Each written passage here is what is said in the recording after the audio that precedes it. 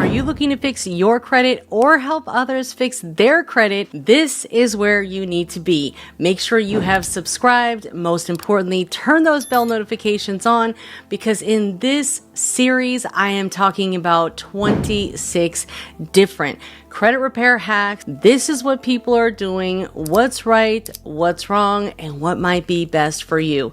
It is now 2026, and I do not recommend paying for credit repair. You can totally do this yourself. You just need to invest the time in learning and executing on what you need to do in order to properly solve your credit issues. Let's get started. Now, if you were here for some of the previous episodes, then you know that we covered the basics on what this whole guide is going to give you. If you are interested in getting the guide, comment the word guide and I will send you exclusive access. In the last video, we covered complaints and who to make those with and how to go about doing that. In today's video, we are covering how to remove late payments. So if you have late payments or you're helping someone else with late payments, this is going to give you the information that you need to know, not what you want to hear. Again, my name is Credit Coach Nicole Scott. I am not a lawyer. I do not give legal advice. This is based on true events, my experience, and I'm going to tell you first and foremost, there are other people online on the internet doing videos that may make false claims in regard to late payments. They might give you these credit laws that correct late payments. Well, here's what I want to say. If such was true, then it would be that easy to remove late payments. And I'm going to tell you from my experience, removing late payments is the hardest thing to do.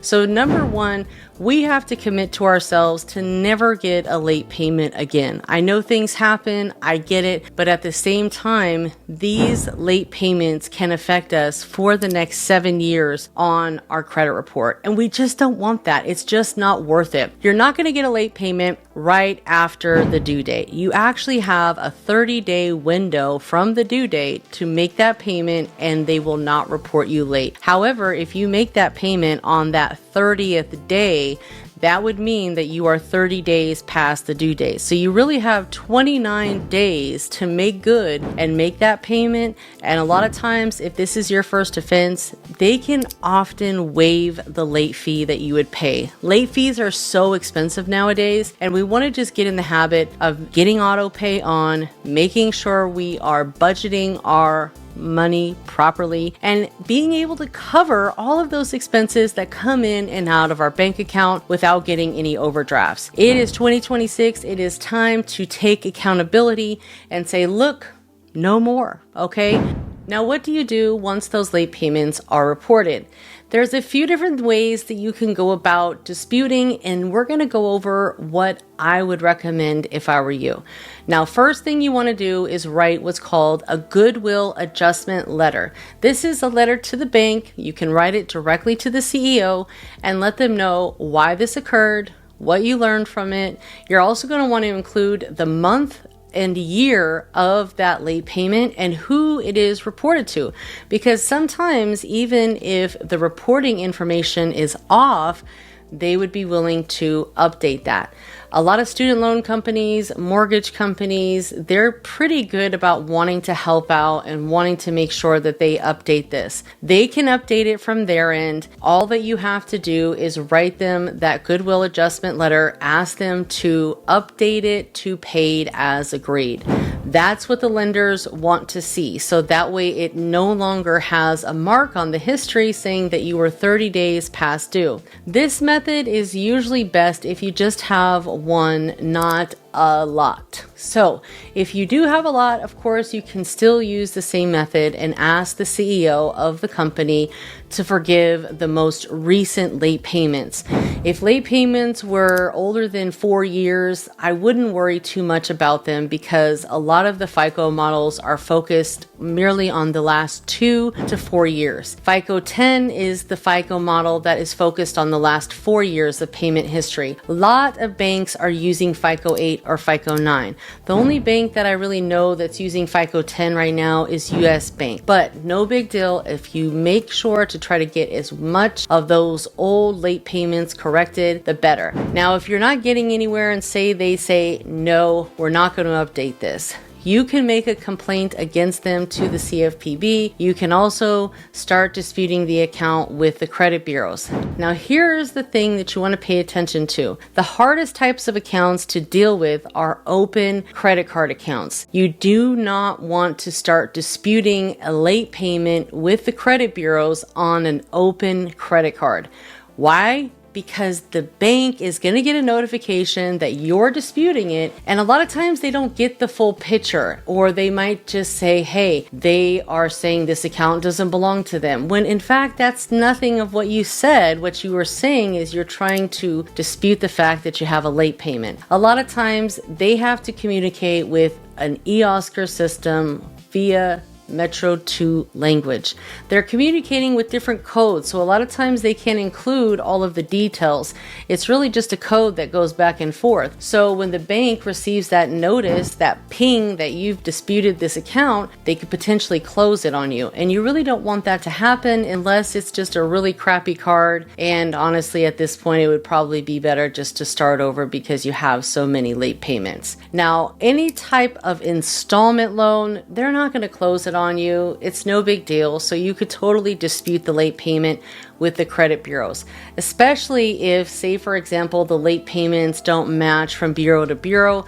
You can piggyback off the other credit bureau and say, hey, look, this is how it's reported on this bureau. I ask that you update it to paid as agreed. I mean, it might not be a great sample, but there are some cases where one credit bureau might not have any late payments reported, and then the other two do, and you can send a screenshot of that and piggyback off the data from the other bureaus. You can also, get a letter or get some sort of proof from the data furnisher and provide that to the credit bureaus. Are we right here? We're right here, huh? Okay, now if you want the full guide, comment the word guide and I will make sure to give it to you, because there's a few other ways and plays that of course you can do, but I'm just going to leave it at that. But the bottom line is you have to continue to fight for yourself and challenge these banks and creditors.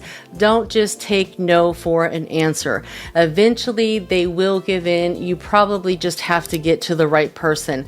Calling over the phone to the banks and asking them if they'll provide a goodwill adjustment is never going to work, because those people do not have the ability to do that or even know what to do with that type of situation. They're honestly probably just going to read a help article to you and say, we're required to report accurate information to the credit bureaus, and sound like a robot.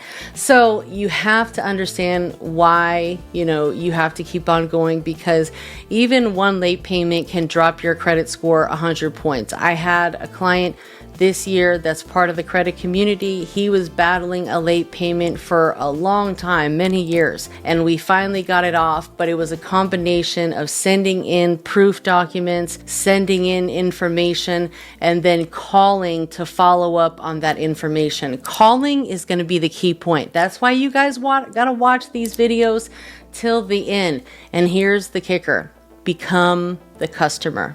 Okay, how do you become the customer? You sign up for credit monitoring with either Experian, TransUnion, or Equifax.